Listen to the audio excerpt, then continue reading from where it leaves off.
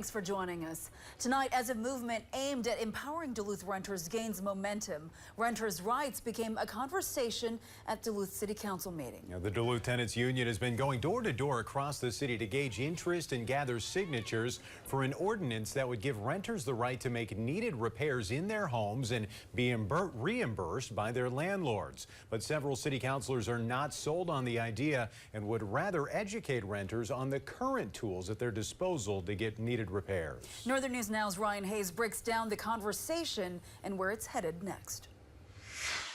As Duluth tenants continue to go around the city racking up signatures for their right to repair ordinance, the Duluth City Council is considering a measure aiming to help tenants better understand their rights. Our process is that tenant can come to us at any time and submit a complaint. They must have evidence of working with the landlord prior to filing that complaint with us. Greg Smith is a longtime life safety division supervisor for the city of Duluth.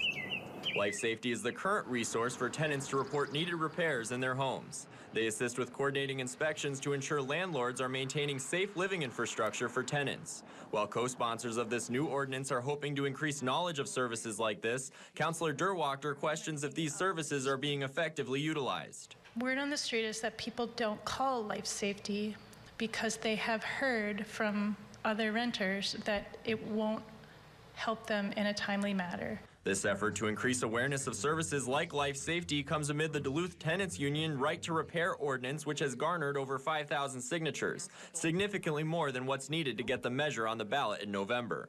President of Duluth Tenants, Diana Grandal, says more needs to be done to help tenants. The systems that we have right now are not sufficient to get renters what they need, in particular around the repairs that they need. And so we're steadfast in our commitment. Helping to understand an ordinance that will be before the City Council at their June 9th meeting.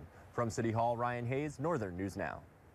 Ryan, thank you. Now, currently, Life Safety is able to issue penalties to landlords if they find it to be in violation of city ordinances. Those penalties can include fines and even revoked licenses.